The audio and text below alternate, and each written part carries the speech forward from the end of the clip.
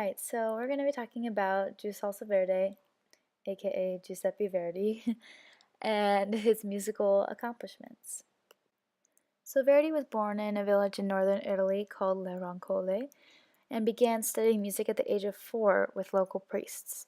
When he was 7, his father bought him a spinet, which is a small harpsichord shown here, and by the age of 9 he was the permanent organist at the local church. By age 13, he was receiving lessons in composition from Ferdinando Provesi, who was the maestro di cappella at the local Philharmonic Society. And between the ages of 13 and 18, he wrote numerous pieces of music which he performed in churches, theaters, and concerts. In 1831, Verdi moved into the house of merchant and amateur musician Antonio Barezzi and began teaching piano and voice to his daughter Margherita, like the pizza, and the two of them got engaged. Verdi moved to Busetta and began studying privately with Vincenzo Lavinia. And Verdi liked to tell people that his lessons with Lavinia were mostly just study and counterpoint because he liked to give off the impression that he was a self-taught composer, but further research suggests that that was not really the case. But Lavinia did help him get into the music scene in Milan. He was able to play keyboard at performances of Haydn's Creation and co-direct Rossini's La Cenerentola. Once he was done studying with Lavinia, he became Maestro di Musica at S. Bartolomeo, married Margherita, and had 2 kids. He began composing for the local Philharmonic Society and teaching private lessons, and he later premiered his first opera, Oberto, and this was after he had stopped being the Maestro di Musica. Then he tried his hand at comic opera with Un giorno di regno, which was a flop, and then his wife and kids all died, which was really sad. Not at the same time, but within like 2 years.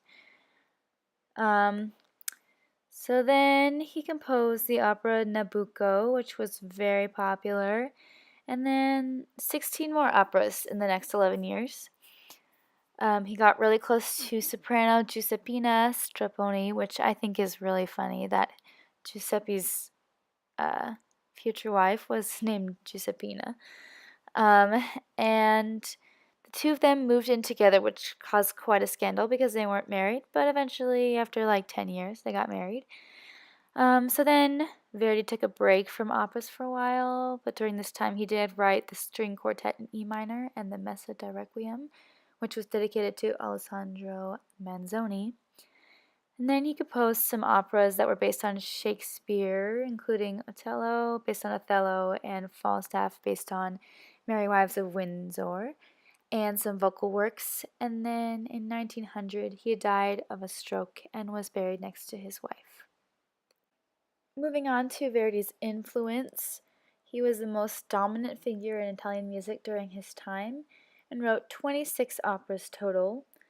Some of the people who he was influenced by were Rossini, Vincenzo Bellini, Giacomo Meyerbeer, and most notably Gaetano Donizetti and Saverio Mercadante. His strong suit was his melodies, and the orchestration was kind of acting as just one big accompanying instrument to the voice. He used a lot of innovative tricks that set him apart from other composers. And, I have strong suit in here twice. Dramatic expression was also his strong suit, I guess.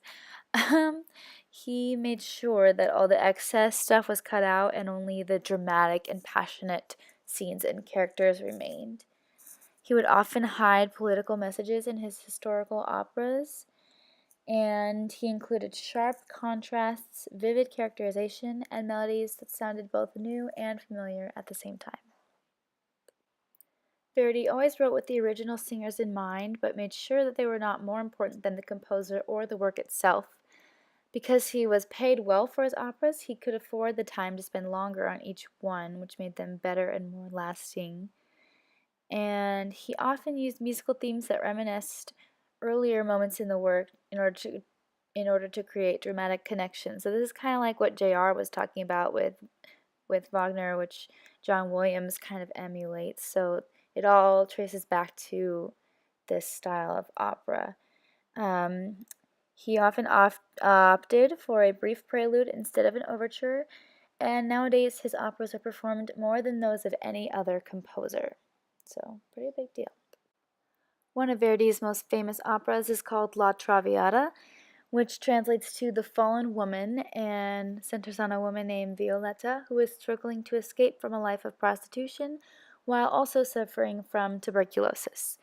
She wants to marry this guy named Alfredo, but his family does not approve because she's a prostitute, and they convince her to leave him. So she packs up and leaves without really an explanation.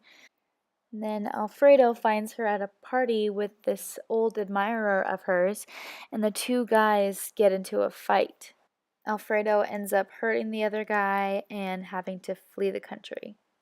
And then his dad is like, "Oh, we're the ones who told her to leave." So he goes back to find her, and they're overjoyed at their reunion, and then she dies because she has tuberculosis. And that's the end, and it's really sad. La Traviata features some of the most challenging and revered music in the entire soprano repertoire. Verdi unifies the music and underscores the drama through repeated phrases such as Violetta's "Ah, forse lui" as a declaration of love, instrumentation through the high violins that underscore Violetta's character, agitation through coloratura ornamentation, and musical continuity by blurring the line between recitative and aria. He also uses contrasting styles and textures to create drama. And that's it. Thanks for watching. See you in class.